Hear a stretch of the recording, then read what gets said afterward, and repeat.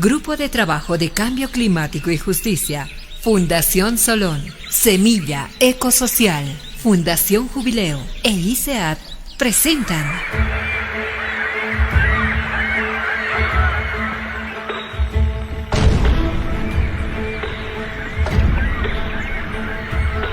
Verdades Ocultas, la hora de la naturaleza. A todos, bienvenidos a un programa más de Verdades Ocultas, la hora de la naturaleza. Hoy día discutiremos una disyuntiva, ¿no? El poder o la vida, ¿no? La Pachamama o el Dios Mamón. El fin de un ciclo y también pues el fin de... se acerca el fin de ciclo de Verdades Ocultas y una adelantada despedida por parte de nosotros, ¿no? Hoy nos acompañan Nelson Gutiérrez Rueda y Jorge Márquez Merubia, que está aquí con nosotros en cabina. Y bueno, buenas tardes, Jorge, ¿cómo estás? ¿Qué tal? ¿Cómo estás, Felipe? Un gusto estar acá en el programa. Bueno, y este tema nos lleva pues a discutir un poco las perspectivas que vamos a tener de aquí en adelante y un poco las perspectivas que pueden transformar también el tema que aquí nos atinge en este programa, que es el tema del medio ambiente, ¿no?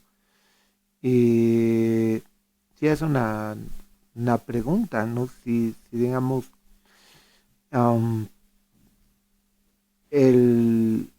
la avaricia por el dinero, el poder, ¿no? Esto nos puede generar una crisis medioambiental, una crisis ecológica, ¿no?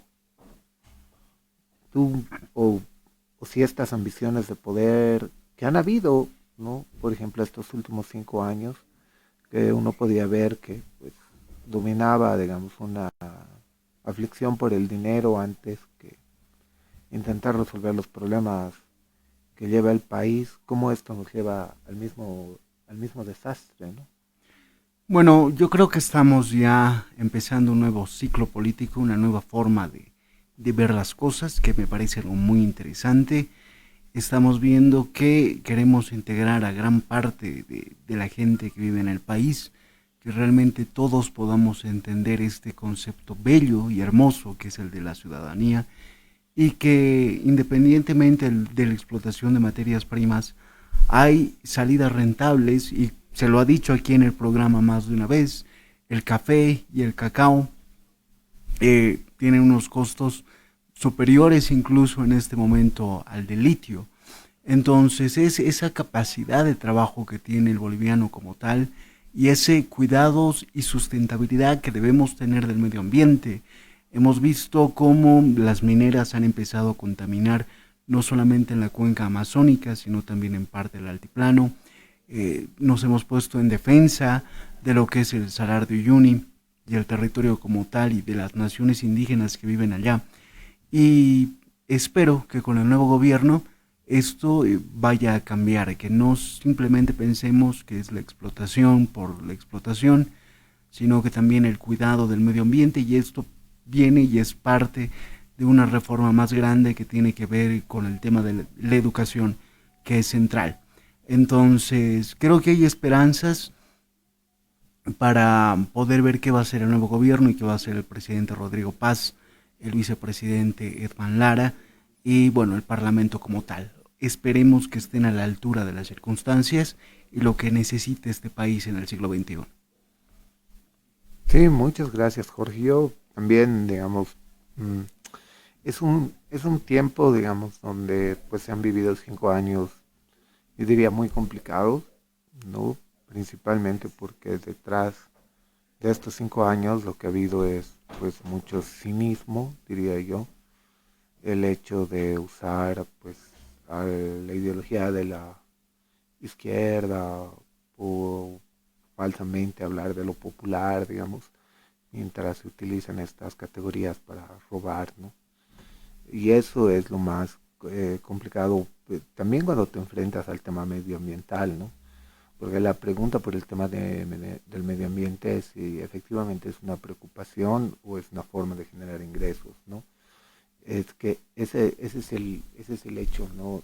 fundamental. Es decir, si te preocupa el problema del medio ambiente o te preocupa el dinero en cuanto tal, porque la preocupación del medio ambiente no hay una cita, digamos, de Mateo, ¿no? En la Biblia, Mateo 6, no me acuerdo ahorita exactamente el versículo, pero que dice lo siguiente, ¿no?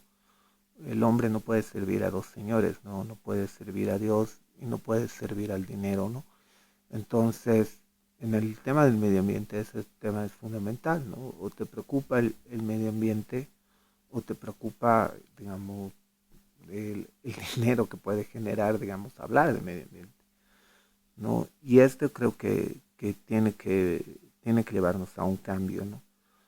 ¿Y por qué, digamos? Porque detrás de eso también, digamos, hay ambiciones o han habido ambiciones de poder, pero estas ambiciones de poder, tú le decías bien, digamos, pueden mostrarse en la crisis educativa que ha vivido o que vive Bolivia, ¿no?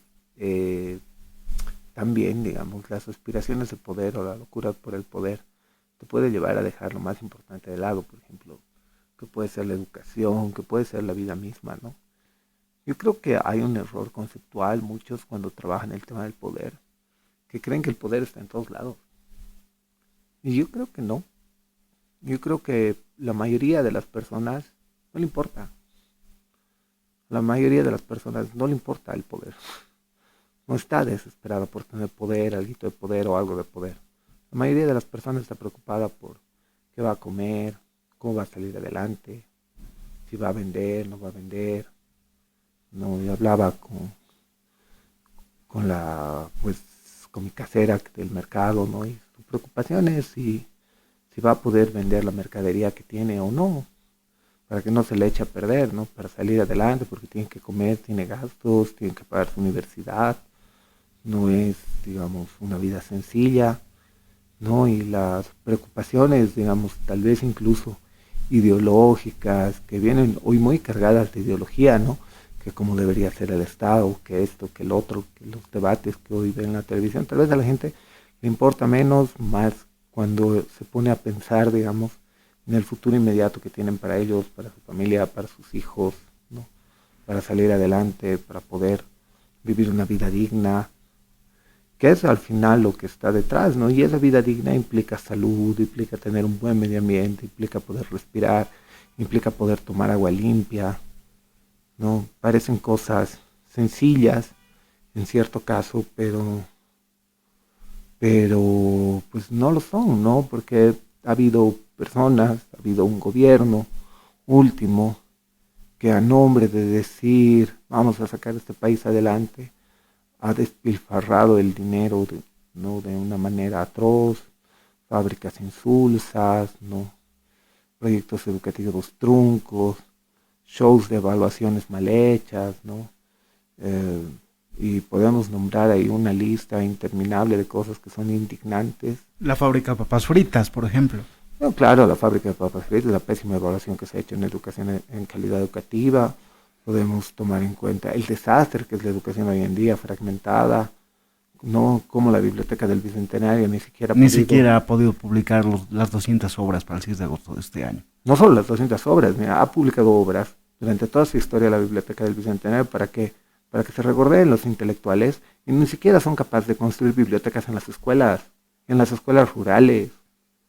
O sea, yo digo, ¿para qué ha sido esa Biblioteca del Bicentenario? Es insulsa para un grupo de intelectuales que se siente intelectuales, que dice, yo hago el estudio introductorio.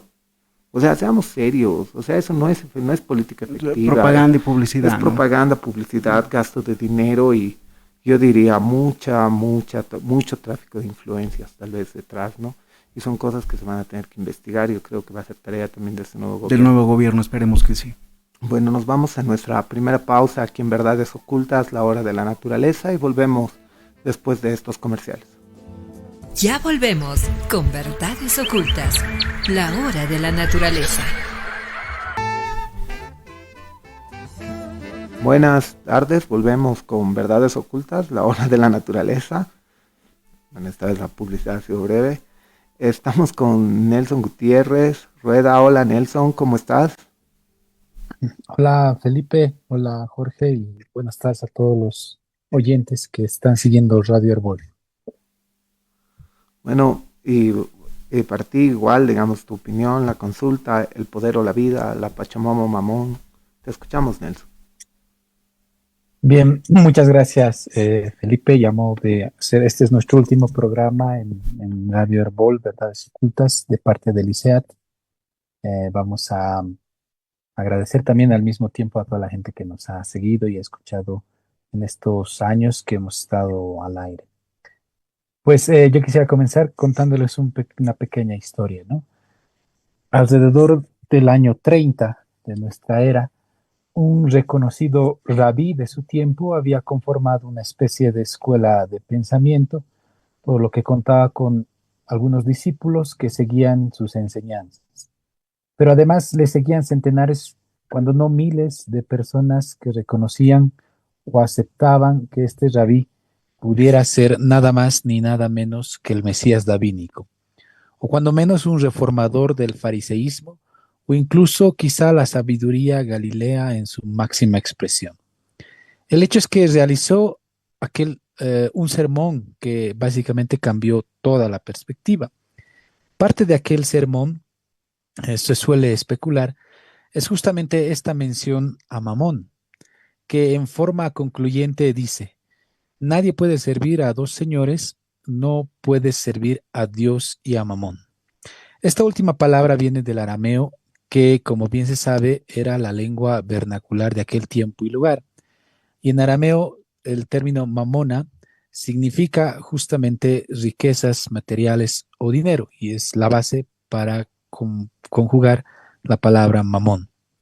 Aquel rabí, como ya se imaginarán ustedes, era justamente Yeshua Yamashiach, es decir, para nuestro tiempo hispano moderno, Jesús el Cristo. Ahora, todo proceso político suele tener delante suyo este tipo de problemas. Tener demasiada obsesión por el poder y por el dinero están en detrimento o totalmente contrario a la defensa de la vida y por tanto también al discurso de la Pachamama. Por un lado, no se puede promover la defensa de la madre tierra y al mismo tiempo firmar contratos extractivos, por ejemplo, con lo que está ocurriendo a cabalidad con el caso de la extracción minera, hecha además, por ejemplo, por empresas chinas. Recientemente tenemos un caso, lo que está ocurriendo en el municipio de Tipuani, que están totalmente inundados y se dice que es totalmente causa de esta extracción de las empresas mineras chinas. Y además hay daños ambientales totalmente evidentes en muchas partes del país. Se ha registrado el mayor incendio, por ejemplo, en estos últimos 5 años, el mayor incendio que en realidad ha roto datos históricos en Bolivia acerca de contaminación. Se ha llegado incluso, por ejemplo, a defender el uso del mercurio, como lo hizo en su momento el ministro de Minería o incluso quizá el ministro de Obras Públicas. Se ha especulado con sobreprecios en la importación de la gasolina y el diésel. Se ha quitado los ahorros en dólares de los ciudadanos, de forma que se ha beneficiado a los grupos, por ejemplo, de los banqueros. El escándalo que ha ocurrido también, por ejemplo, con el caso del Banco Fácil y el daño económico a todos los bolivianos y bolivianas porque se ha desfalcado el fondo de pensiones de la jubilación, es en todo caso prueba más que suficiente de que estos señores que ahora están a punto de dejar la silla presidencial han servido más a Mamón que a cualquier otro señor. Esto nos lleva justamente a analizar la doble moral evidente que se refleja o aparece en forma de cinismo. Hoy vemos autoridades en educación, en economía, o al mismo presidente haciendo declaraciones que parecen hoy muy cínicas, pues todos sabemos que no tenemos otra cosa más que agradecer a este último gobierno, que es la crisis económica. Los datos son más que evidentes. Entonces, la pregunta fundamental es, ¿qué hacemos hoy ante la mentira y el cinismo? Por una parte, es necesario desmentir esa impostura. Todo aquel que haya estado comprometido con la realidad boliviana, latinoamericana, si realmente lo está, no puede estar hoy en contra del pueblo. Hoy es estar contra del pueblo, significa también negarle su derecho al voto. Bolivia, en su conjunto, ha decidido democráticamente y esto debe de respetarse. No es que haya un bloque de derecha que ingresa recién, sino que ya ingresó de modo disfrazado, disfrazado justamente de izquierda, y que en gran medida ha estado presente por muchos años entre nosotros, entre todos, que no ha hecho más que generar pobreza, dejar su sobra y coincidir de modo racista con los grupos más oligárquicos y coloniales que ha existido en los últimos años en la política boliviana. Lo que viene por delante será justamente asumir el futuro y el destino de nuestro propio país en base a las elecciones que se han hecho.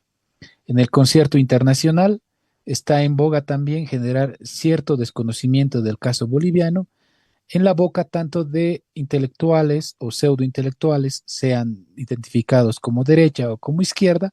El punto central aquí es que para favorecer la vida, hoy no tienes que estar en ninguno de estos bandos y totalmente identificado con ellos, sino, y ahí cito, me parece importante rescatar la entrevista que le hicieron al presidente electo Rodrigo Paz, de que es momento de generar el alimento, la comida, la vida, la economía para la gente del pueblo. Y esto será justamente algo que con el tiempo se tendrá que valorar más y replantear una nueva política a futuro, en donde se tenga una vez más que romper las ataduras ideológicas, sean de derecha o sean de izquierda. Mm, Muchas gracias, Nelson. Eh, sí, realmente es importante, ¿no? Estamos ante un nuevo ciclo político y creo que rescatando una de las palabras del final de Nelson, que es importante, es el contexto de lo que decía también, rescatando, o sea, parafraseando al nuevo presidente Paz, es que es el momento de preocuparnos por la vida de la gente, ¿no?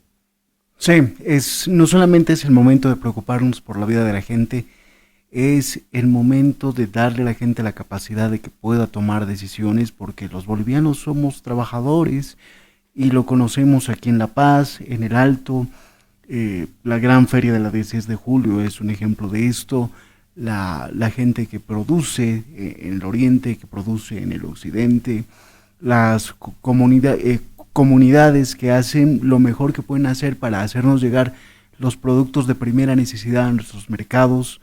Es momento de pensar en nosotros, de pensar en la gente y de integrarnos tal como se debería de haber hecho hace bastante tiempo, ¿no? En un proceso que ha quedado a medias y que lamentablemente han venido con leyes que desde la ley de educación Avelino Siñani y Elizardo Pérez lo único que han intentado hacer es tratar de ideologizarnos. La realidad ha demostrado lo contrario. Este país no es un país ideológico, la gente no piensa en términos ideológicos, la gente es gente de fe, gente que espera, gente que cree y gente que trabaja. Y eso es aquello que nos sigue lanzando a seguir esperando en Bolivia, y como lo menciona incluso el presidente Paz, ¿no? Bolivia primero, Bolivia después y después Bolivia también. Entonces esto creo que es algo positivo, es un punto nuevo para el reencuentro de todos, para el trabajo de todos y para que entendamos el país en su inmensidad. Y eso supongo que es un gran avance. Y creo que también dejar esa doble moral, ¿no?, que ha existido y un poco creo que debemos ser críticos ante las posiciones ideológicas que aparecen principalmente, yo creo, mediadas desde el exterior, ¿no? Pues no, tampoco son tan propias, ¿no? Cuando aparecen esta idea, digamos, de los socialistas con una agenda muy marcada, puede ser la Agenda 2030, bueno, hay todo tipo de sabores, ¿no? Sí. Y por el otro lado puedes poner también a los libertarios, ¿no?, que aparecen con una agenda de modo internacional, ¿no? Los veo en unas redes sociales, digamos, como que son líneas, digamos, ya de comunicación que están establecidas a partir de centros políticos que poco o nada tienen que ver con Bolivia, ¿no? Y a veces cuando tú analizas eso, ¿no? Y eso aparece mediando la relación, parece una situación bien conflictiva, ¿no? Pero en última instancia son apariencias. Porque al final a la gente, o sea, si tú te pones a pensar, digamos, yo creo que tanto Maduro como Donald Trump son vistos como dos extranjeros que poco o nada tienen que ver con la realidad concreta de un boliviano, ¿no? Sí, evidentemente. Al final ambos son dos extranjeros o dos gringos que tú dirías, ¿y esos qué tienen que ver con mi realidad concreta, no? Porque un hecho fundamental es lo que mostraba Nelson, que detrás de estos últimos 5 años principalmente, lo que ha existido es una doble moral, ¿no? Una doble moral muy fuerte. Porque por un lado se habla de Estado plurinacional, se hablaba de vivir bien, ¿no? Hablaban de cuidar a la Pachamama, etcétera. Y hacían todo lo contrario. Claro, al final de cuentas estamos hablando de contratos mineros, estamos hablando de que nos han mandado a la crisis, que se ha robado el dinero en fábricas estúpidas, que EMAPA se ha convertido en un centro de corrupción, en vez de generarse soberanía alimentaria se han robado los alimentos, en vez de cuidar la madre tierra han abierto la exportación del oro, ¿no? En otras palabras, digamos, han hecho un desastre generalizado, ¿no? Y ese desastre generalizado está porque ni ellos mismos creen en lo que dicen. O sea, su preocupación principal era cómo van a sacar dinero, cómo van a repartir dinero, etcétera, ¿no? Y un hecho que no es menor, tú ves, digamos, a los hijos de Luis Arce, las denuncias que se llevaron millones de dólares, ¿no ve? Violencia, predios, dinero. Y a los dirigentes les daban autochuto y robado. O sea, para que veas el nivel de racismo, ¿no? Para ellos, millones, haciendas, todo. Para los dirigentes, un auto robado. O sea, eso es, pues, ahí te muestra el clasismo, ¿no? Como que ni siquiera para robar son equitativos, ¿no ve? Ni siquiera para eso. O sea, realmente ha sido bueno, son 5 años que van a ser difíciles de olvidar porque son duros, ¿no? Son duros, sí. Es una de las mayores crisis del siglo XXI, ¿no? Claro, que no es poco. Que no es poco. Que no es poco. Y un tipo que se decía ser el gran economista y que nos hemos dado cuenta que simplemente era un cajero. Porque de economía ese no sabe nada. No.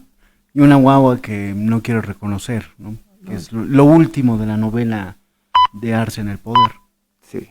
Nos vamos a nuestra siguiente pausa en Verdades Ocultas, la hora de la naturaleza. Ya volvemos con Verdades Ocultas, la hora de la naturaleza. Volvemos con Verdades Ocultas, la hora de la naturaleza, ¿no? Bueno, y al final ya acabó toda esta locura que es la elección nacional, ¿no? En muchos casos yo veía comentarios en redes sociales, presidentes, ¿no? que hablaban de división de la izquierda, ¿no? Por egos, ¿no? Hasta ahora siguen llegando posts de algunos supuestos analistas, pero en realidad parece que es, ¿cómo se llama? Una línea que, como decía antes, de estas líneas que se bajan internacionalmente para repetirlas sin fundamento ni sentido, ¿no? Porque por más de que quieras encontrar algún argumento así, si tú quieres analizar qué es lo que pasó aquí, es que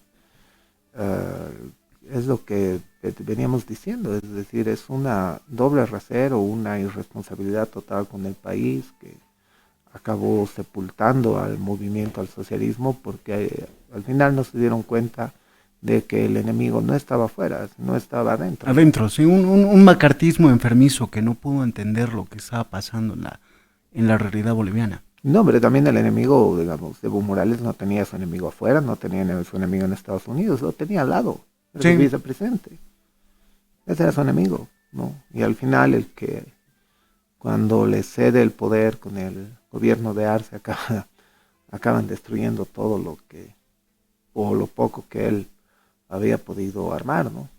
Sí. O sea, ahora, digamos, yo escuchaba, ¿no? Y vamos a defender las conquistas sociales y ponte a enumerar, digamos, fuera del Estado plurinacional que hablamos, que es más, digamos, simbólico, simbólico, porque en realidad el Estado republicano es el que perdura, digamos, no más nostalgias simbólicas de algunos, no, fuera de eso, digamos, tienes 2, 3 bonos, que uno, digamos, es antiguo, como la renta de dignidad. La renta de dignidad es el famoso bonosol creado en el primer gobierno de Gonzalo Sánchez de Lozada. Reformulado y mejorado, digamos, ¿no? Y después tienes el Juancito Pinto, tienes el bono Juan Azurduy, que son bonos importantes. Que sí, es de los importantes. Antes, y el SUS.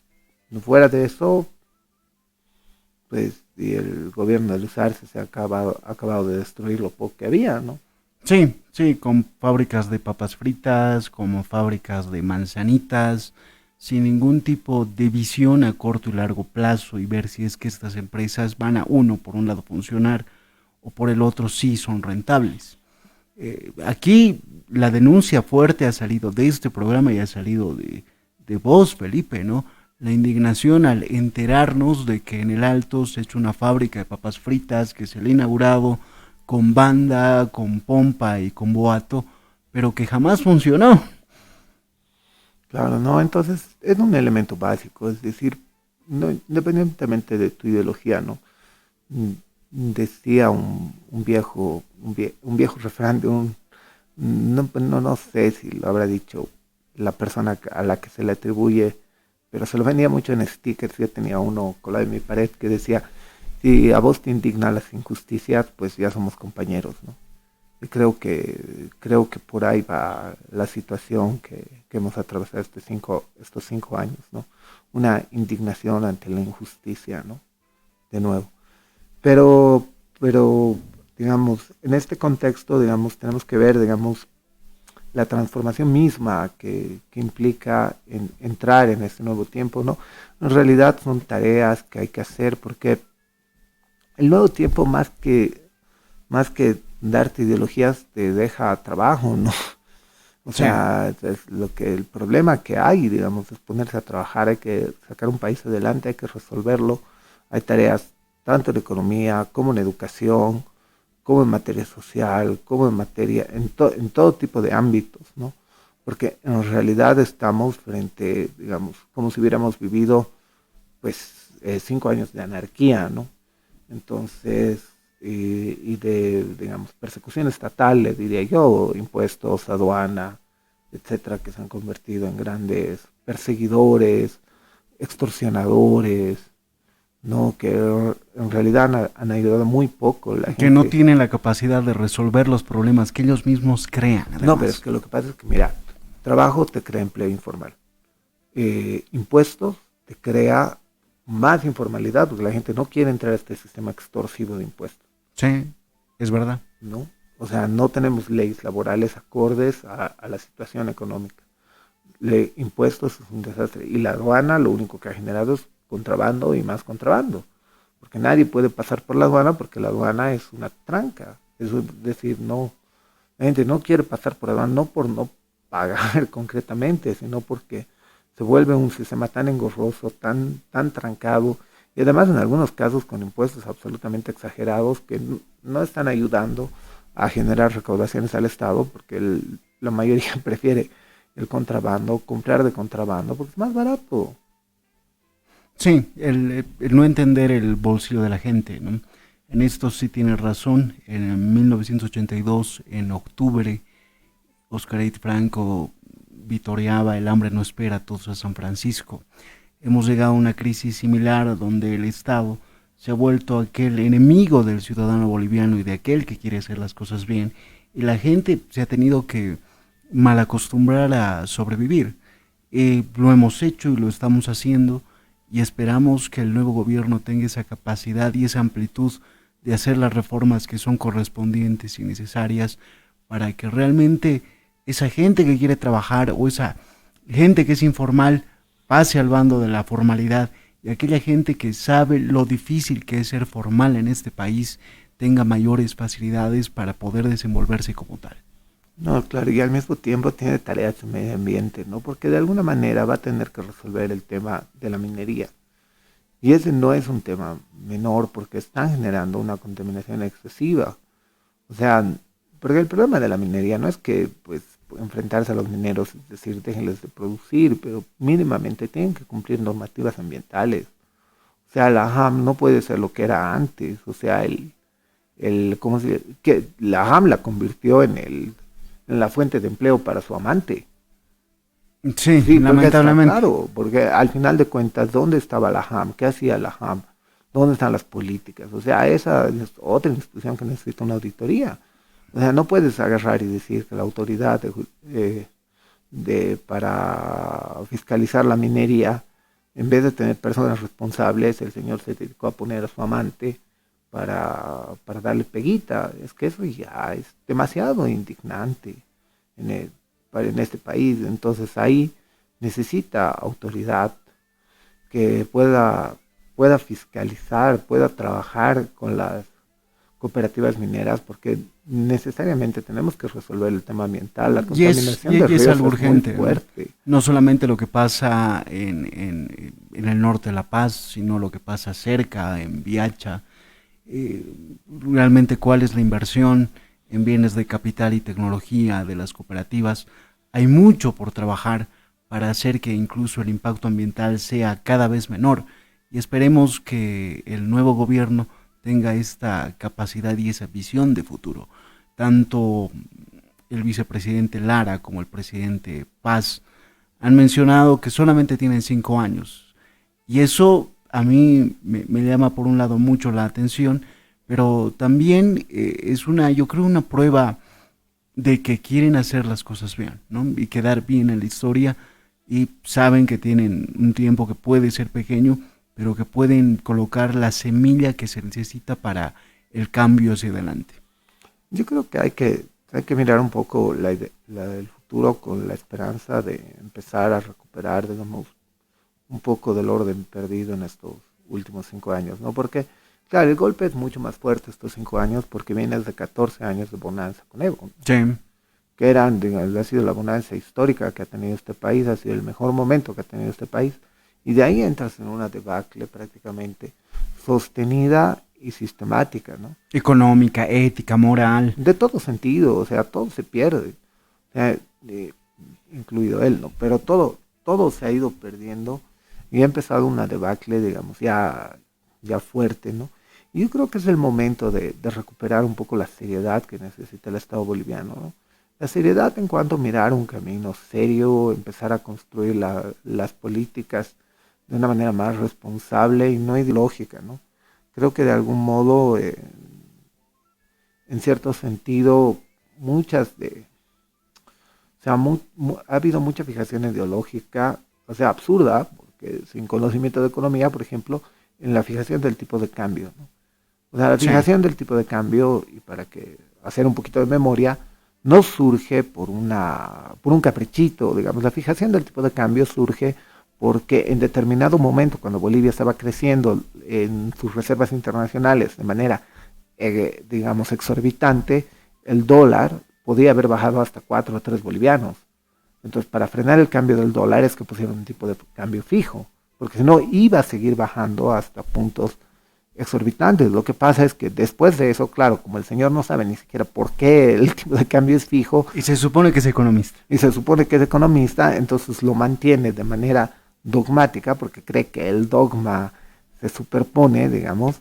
Entonces no sabe ni siquiera por qué el tipo de cambio se volvió fijo en determinado momento, y no sabe que obviamente, cuando tiene que volver a flotar el dólar, cuando tiene que volver a cotizar el mercado, tiene un porqué, pero tiene que ver con la situación monetaria de tus reservas, ¿no? O sea, no es pues una elección que tú haces, no, yo quiero tipo de cambio fijo porque soy de izquierda. Eso es absurdo, es ridículo, ¿no?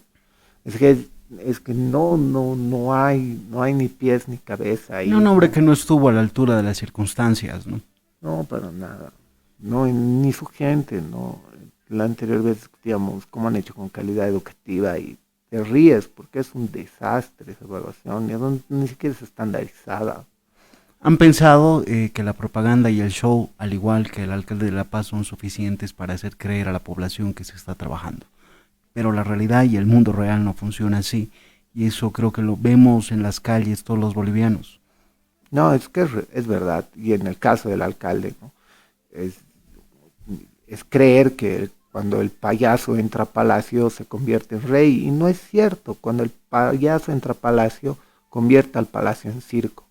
O en este caso, cuando el borracho entra a Palacio, convierte el Palacio en cantina, ¿no? Y eso es lo que ha pasado con el municipio de La Paz. Lamentablemente. Hay que decirlo así y es así. No, entonces nos vamos a nuestra última pausa aquí en Verdades Ocultas, la hora de la naturaleza. Ya volvemos con Verdades Ocultas, la hora de la naturaleza. Buenas tardes, volvemos con nuestro programa Verdades Ocultas, la hora de la naturaleza. Bueno, estamos ya cerrando el programa, pero viendo también el cambio, ¿no? De este momento. Yo creo que es un momento también donde tenemos que expresar, después de ver toda esta campaña electoral realmente agresiva, dura, yo diría una de las campañas electorales, bueno, siempre han sido lesivas, ¿no? Pero yo creo que esta ha demostrado que uno de los problemas fundamentales no eran lesivas porque era derecha izquierda, ¿no? Sino eran lesivas porque lastimosamente, digamos, hay un grupo de personas que cree porque vive en la ciudad o porque, no sé, qué pasará por sus pequeñas cabecitas, pero se creen superiores intelectualmente al resto y no es cierto, ¿no? O sea, lo que ha demostrado la campaña, más bien que los problemas educativos son muy, muy, muy hirientes y muy fuertes, ¿no? Porque no se puede concebir un tipo de campaña así, ¿no? Pero lo que también demuestra es que el problema boliviano no va por izquierdas y por derechas. Creo que esas categorías dentro del análisis político están muy antiguas. O sea, tú ves a los politólogos hoy en la televisión, ¿dónde está Rodrigo Paz en el espectro político? Y quieren hacer una línea entre izquierda y derecha y acomodarlo en algún lado. Y eso quieren hacer con todos. Y la verdad es que si tú te pones a pensar, ¿y qué es izquierda? O sea, tienen que cumplir determinados parámetros, ¿qué es derecha? En realidad lo que ves es qué aliados tienen, ¿no? Creo que en este aspecto, hablando de lo ideológico, por ejemplo, hay un ensayo formidable de Luis Antesana en Bolivia Hoy, que te habla sobre el péndulo ideológico en Bolivia, ¿no? De cómo se mueve en teoría de derecha a izquierda, pero que sigue una ruta clara, que es la idea del nacionalismo revolucionario, de lo orgullosos que somos de nosotros mismos y de las cosas que hacemos. Y básicamente ese es parte del mensaje de ese ensayo. La verdad es que cuando han querido colocar el tema de campaña y hacer esta división ideológica, el que más atacado es el que ha terminado perdiendo la elección. Y es como tú lo has mencionado, mucha gente ha vivido en su burbuja de la ciudad sin darse cuenta que este país es inmenso. Y esto va para Jaime Durán Barba, que básicamente ha traído todo de afuera sin conocer bien la realidad boliviana. La elección pues lo ha sorprendido, ¿no? Él estaba incluso seguro días antes de la elección en la Argentina de una entrevista y dijo, vamos a ganar en Bolivia, esperen, fíjense, esperen al domingo. La realidad resultó ser totalmente diferente.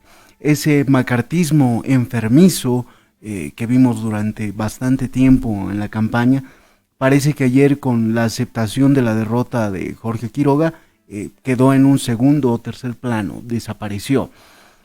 Por lo que vemos en las noticias y por lo que vemos en líderes políticos y demás, resulta que no son comunistas las nuevas autoridades electas, y esto también demuestra que Bolivia va más allá de la ideología. Bolivia es un país, como lo hemos mencionado, de fe, de esperanza, de trabajo, que quiere integrarse, que quiere ser sostenible, que quiere ser sustentable, y que siempre va a esperar a que pase esto en algún momento.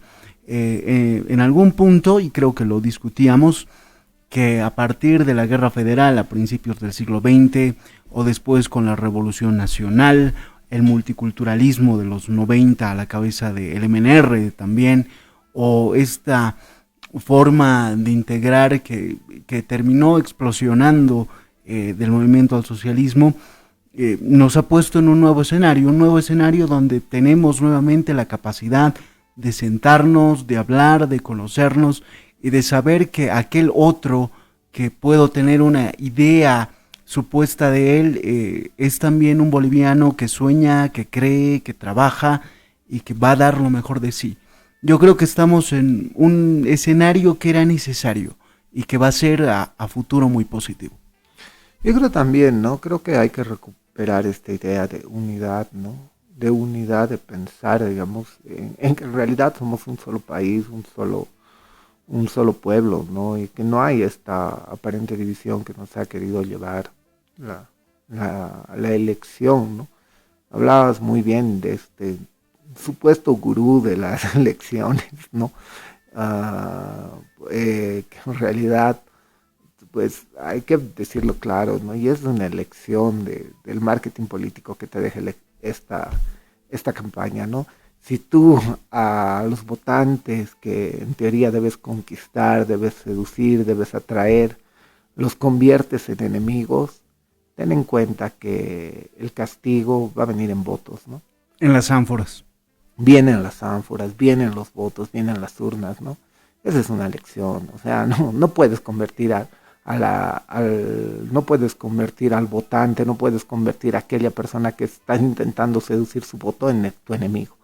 Esa ha sido la lógica de campaña que ha planteado Jaime Durán Barba. Es una lógica absolutamente irresponsable con el país. Además, yo diría que pues raya en la estupidez, ¿no?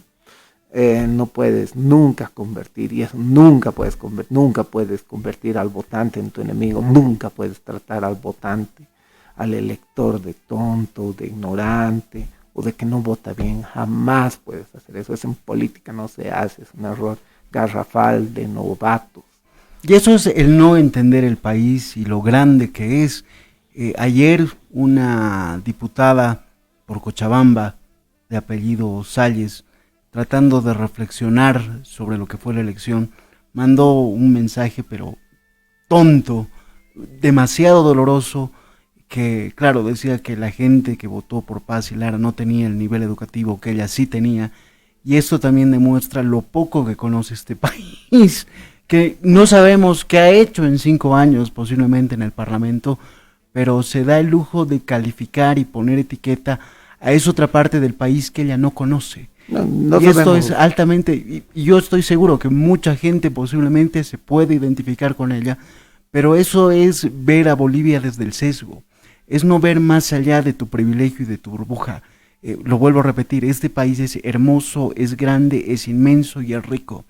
El tratar de entenderlo, estudiarlo, leerlo y seguir aportando y seguir aquí, seguir en la lucha aquí, es la mayor muestra de amor que se tiene con este país. Y eso es algo que siempre se va a hacer. Se vienen, como tú lo has dicho, nuevos desafíos, entre ellos el nivel educativo. Esperemos que las escuelas públicas vayan mejorando no solamente desde el punto de vista de la infraestructura, sino también de la calidad de los docentes y que el Estado tenga la capacidad de dar educación y salud de calidad. Eso es lo que todos estamos esperando. Eso es lo que posiblemente se pueda comenzar a construir desde el 8 de noviembre de este año. Y bueno, la esperanza está. Y si la esperanza está y todo Bolivia está con esas ganas de integrarse, tal como lo hemos visto el domingo de votación, tal como lo estamos viendo en los mensajes tanto del derrotado como de los ganadores, hay mucha Bolivia y mucho futuro por delante. Sí, también habrá de ver qué méritos hizo la diputada para llegar al curul, ¿no? Pero sí, también. Sí, eso está claro. No, pero bueno, ¿no? Estamos realmente ante la necesidad de resolver nuestros problemas, ¿no? Es decir, ya no queremos crisis de combustibles, no queremos crisis de dólares, queremos vivir, queremos comer, queremos estar en paz, queremos que todos nos podamos mirar al espejo y reconocernos en el uno, en el otro, que prácticamente somos iguales, somos seres humanos primero, ¿no? Y que debemos caminar hacia adelante con todo lo que tenemos los bolivianos, ¿no? Con todos nuestros idiomas, con toda nuestra diversidad cultural, con todo nuestro bagaje, nuestra historia, nuestra forma de entender el mundo, nuestras creencias, nuestras religiones, nuestra fe, no, pero eso somos, ¿no?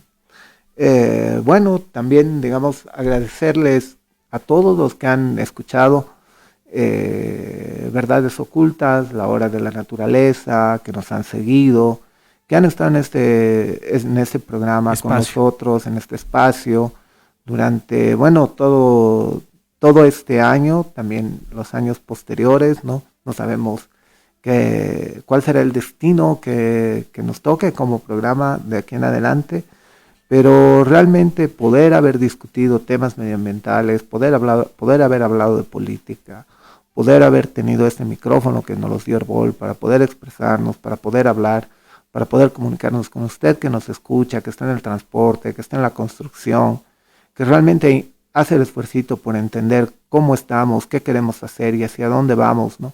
Y que tiene las esperanzas fuertes de que mañana le va a ir mejor, de que va a empezar a vender, de que va a empezar a tener más trabajo, que lo van a llamar más, que la economía se va a reactivar, que va a poder tener para su carro, para su casa.